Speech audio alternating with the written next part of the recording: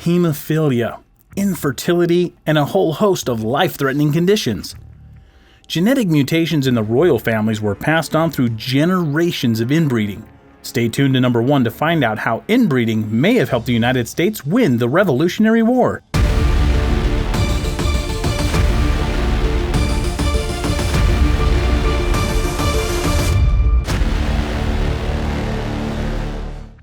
Number 10.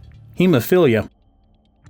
One of the most recognized symptoms of inbreeding, hemophilia, is also one of its most dangerous. Hemophilia is an inherited genetic disease where the body is unable to clot blood properly due to a lack of the necessary proteins.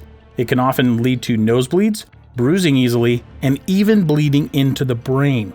This disease can cause scary situations for parents, such as a simple cut or nosebleeding turning into the elevator scene from The Shining.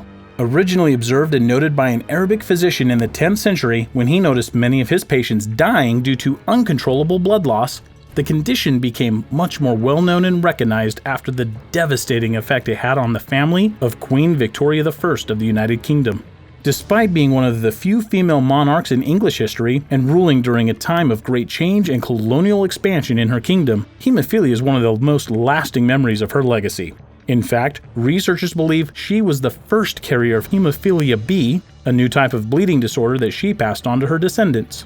In a trend that will become depressingly common on this list, royal families would often mate with close family members throughout Europe for political and financial reasons. This aided in the spread of many genetic mutations, including hemophilia. Originally showing in her son Leopold, who passed away at 30 years old from just a minor fall, hemophilia B affected upwards of dozens of relatives in the royal family, with the actual gene being passed on to many more.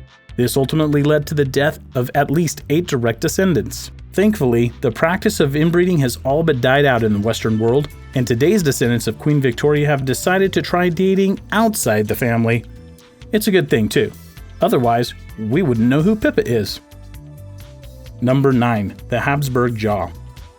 Also known as lantern jaw and Austrian lip, this disorder can cause sufferers serious discomfort due to issues like a misaligned jawline, swollen lower lip, and an enlarged tongue.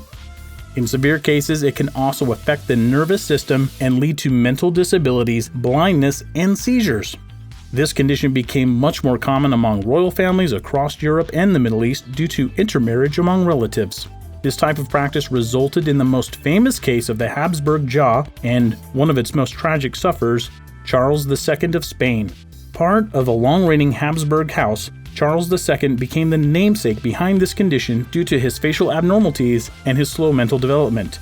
By the time he took power in adulthood, he had trouble communicating due to his swollen tongue, while his severe underbite made chewing extremely difficult.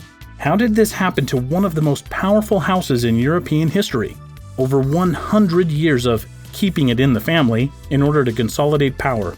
While they are considered one of the more extreme cases, the practice did not stop with the Habsburg house.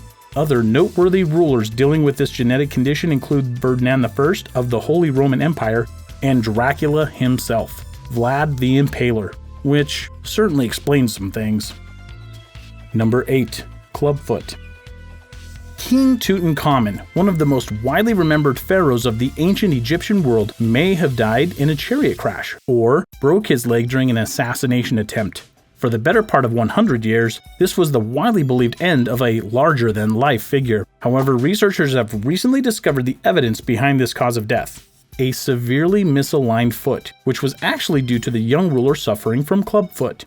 Developed during pregnancy, clubfoot is an inherited condition of the bones in the feet, making them appear twisted and causing the child to have trouble walking.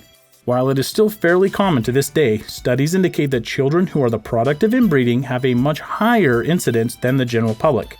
This is where the ancient king comes back into the story.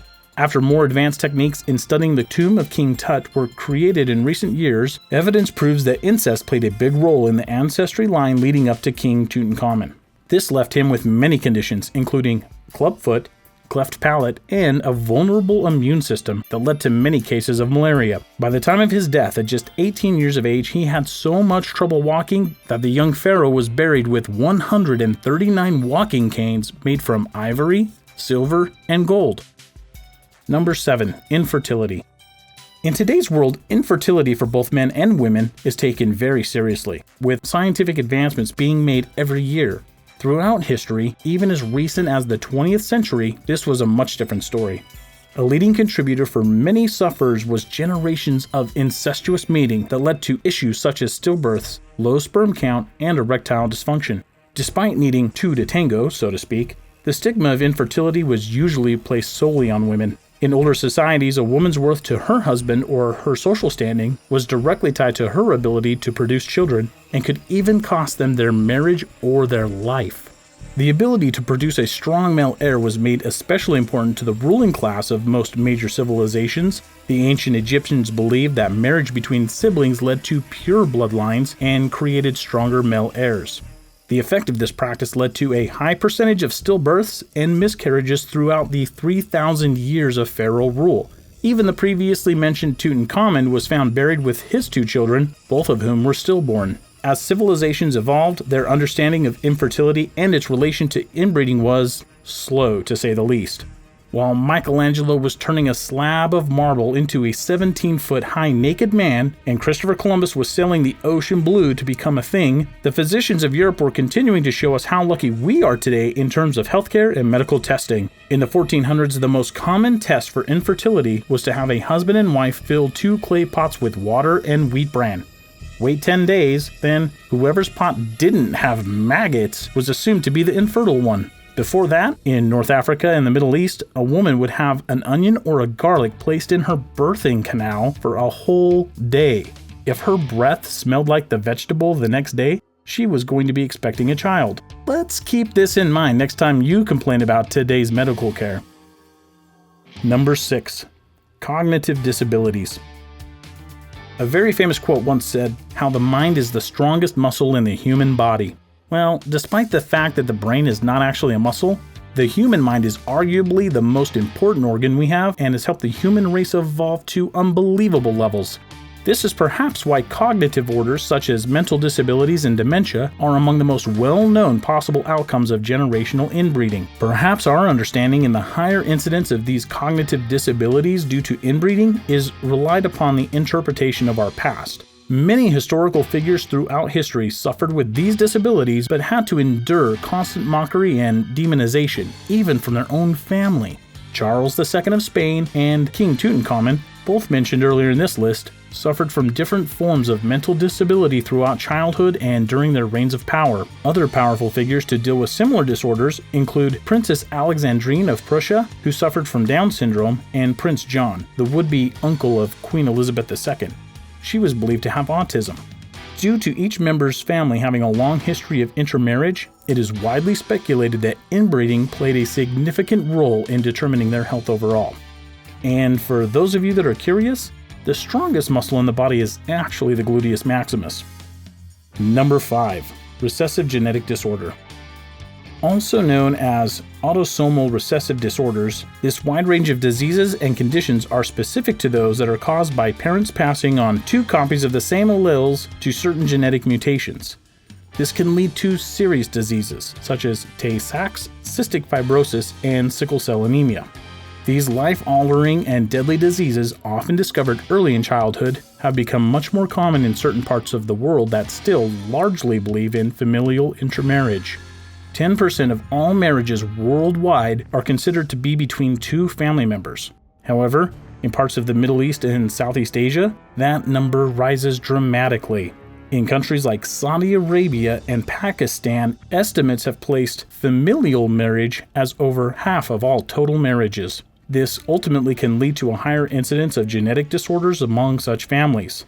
These incidents, however, are not mutually exclusive to the other side of the earth. 19 states in the United States allow for marriage between cousins with no genetic testing required. Seriously. Number 4. Cleft palate. A cleft palate or a cleft lip is a fairly common condition that causes an opening at the roof of the mouth or the upper lip. Figures roughly estimate 1 case in every 940 births, making it the second most common birth defect in the United States. This rate rises worldwide to 1 in every 700 births, with a higher prevalence among Latinos and Pacific Islanders. Usually this condition can be fixed with a single surgery when the child is between 9 and 12 months old. The cleft palate goes back throughout human history, with the first cleft palate repair actually taking place in China around 390 BC. However, repair did not become commonplace for most societies until 1816, when the more modern technique was invented, albeit without anesthesia. This birth defect became very common among the royal family in ancient Egypt specifically, including our old friend King Tutankhamun. Another notable example includes family members of King Rama V of Thailand.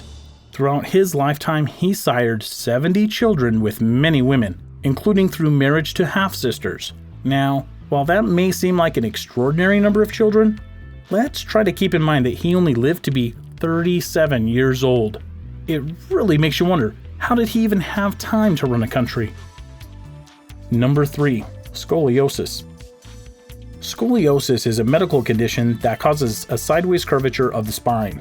This skeletal disorder, which affects upwards of 9 million people in the United States, can cause back pain, misaligned hips, and even heart and lung problems in more severe cases. Most scoliosis patients develop the condition as children or in adolescence between the ages of 10 and 15 years old. This was the case for England's Princess Eugenie of York, who developed the condition as a child and had surgery to correct her spine alignment. She is actually the second member of the royal family to reveal her affliction with scoliosis since the turn of the new millennium. Richard III, the former King of England, was found buried under a parking lot in Leicester, UK. Remains of the former monarch, who became the last King of England to die in battle, were also found to show the young royal suffered from curvature of the spine. Number 2. Elongated skull. The concept of elongated skulls has long been known when studying human history. These remains have been found across the world, from the Mayans in the Americas to the Goths in tribal Germany. However, while many tribes and societies artificially altered their skulls for traditional or religious reasons, an elongated skull was also a birth defect that affected many in the bloodline of the royal families of ancient Egypt. Pharaoh Akhenaten of the 18th dynasty is widely believed to have suffered from craniosynostosis, a condition where fibrous joints in the head fuse at an early age and lead to elongated and misshapen skulls. He was also known to pass this on to many members of his family, including his daughters and his youngest son. Who was that son, you ask? Tutankhamun! But of course it was! At this point, the list should probably be named the Unfortunate Boy King. Number 1. Porphyria. The year is 1776. The British military has just been defeated and the United States begins its rise to glory.